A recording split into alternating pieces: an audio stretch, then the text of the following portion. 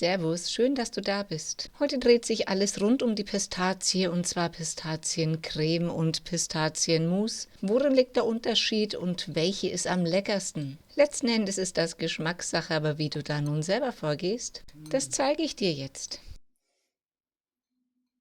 Wir starten mit der Pistazienmus und brauchen dafür auch gar nicht viele Zutaten. Dafür benötigen wir 150 Gramm Pistazien. Ich nehme biogeschälte und gebe diese zum Rösten in meine Heißluftfritteuse. Verteile sie dazu gleichmäßig in den Körbchen oder Korb, je nachdem, was du hast. Denn ich finde, da geht das Ganze am schnellsten, ohne dass man ein großes Auge drauf haben muss. So kann man also noch ein wenig Energie sparen.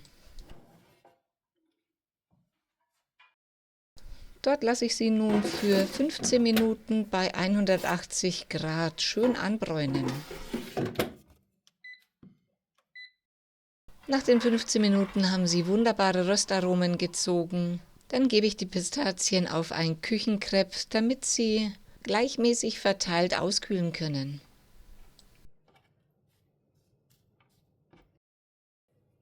Um das feine Häutchen der Pistazie noch zu entfernen und um somit eine cremigere Konsistenz und intensiveren Geschmack zu erhalten, kannst du sie einfach zwischen den Händen verreiben. So lösen sich die Schalenreste ganz leicht und dein Pistazienmus wird noch feiner und aromatischer. Dadurch entfaltet sich ihr volles Aroma und duften einfach wunderbar.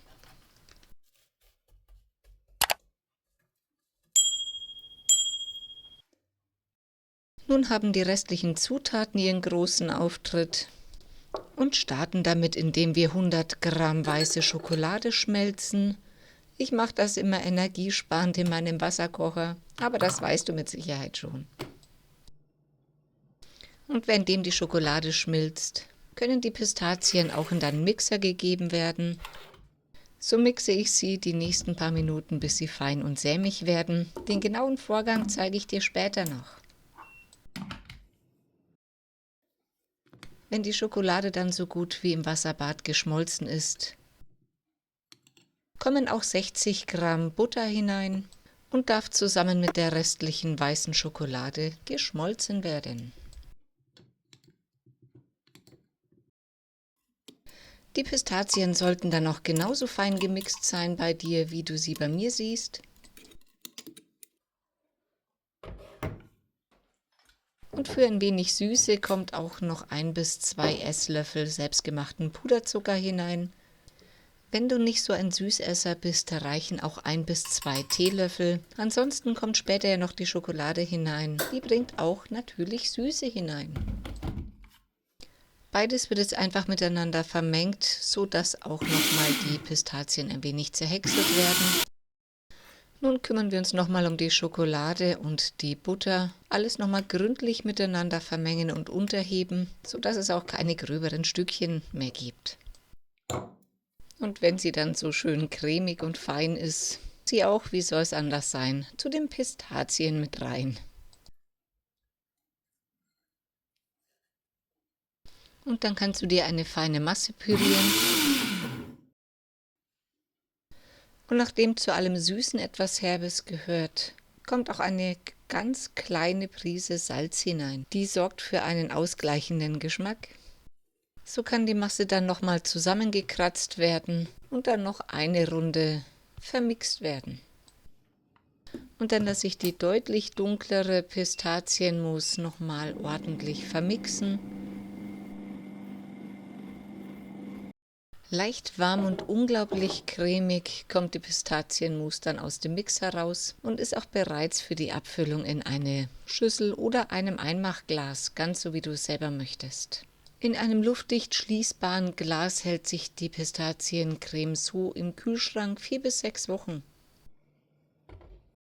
Damit wäre sie dann soweit auch fertig. Aus Dekozwecken kannst du noch ein paar Pistazienkrümel darüber geben. Dazu zerhacke ein paar Pistazien.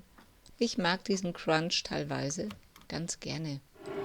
Und gebe diese im Anschluss auf die Creme drauf. Denn nicht nur schmecken muss es, sondern auch einigermaßen gut ausschauen.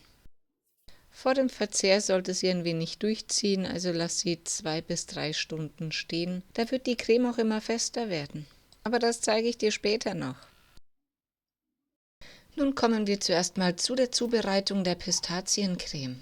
Diese geht super einfach herzustellen und du brauchst garantiert nur 2 Zutaten und starten mit 100 Gramm Pistazien.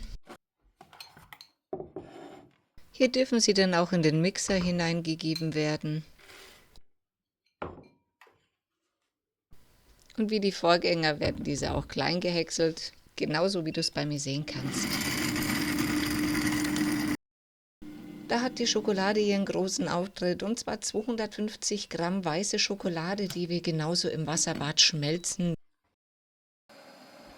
Währenddem die Schokolade schmilzt, kannst du dich um die Pistazien kümmern. Das ist das, was ich dir am Anfang nicht gezeigt habe. Das ist am Anfang etwas mühselig, indem man die Pistazien immer wieder mal zusammenraffen muss. Oder mit einem langen Stäbchen schauen, dass die Ränder immer wieder in die Mitte befördert werden. Diesen Vorgang wiederhole ich ein paar Mal, sodass die Pistazien wirklich richtig schön fein zerhäckselt sind und das Öl austritt. Wenn die Pistazien dann schön fein zerhäckselt sind und auch ein wenig Öl ausgetreten ist, kannst du sie auch bereits in eine Schüssel umfüllen.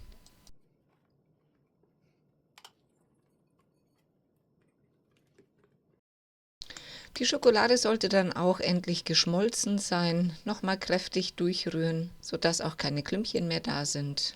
Dann kann sie auch schon zu den Pistazien gegeben werden. Die beiden werden dann einfach nur noch miteinander vermengt, sodass du eine glatte Creme erhältst. Wenn du sie etwas dicker haben möchtest, nimm einfach etwas weniger weiße Schokolade. Aber da bist du frei und flexibel, und das ist ja auch das Schöne am Selbermachen. Man kann es genauso machen, wie man es selber möchte. Und das Ganze ohne Chemie und künstliche Zusatzstoffe. Wie du siehst, fülle ich die Creme auch bereits ab und dann lasse ich sie auch vor dem Verzehr etwa 2 Stunden stehen. Einmal kann sich der Geschmack dann nochmal richtig schön verbinden, und auch sie stockt noch etwas an, logischerweise, durch die weiße Schokolade, die ja von Natur aus fest ist. Und lecker, kann ich euch sagen. Das sind auf jeden Fall beide. Egal ob Mousse oder die köstliche Pistaziencreme.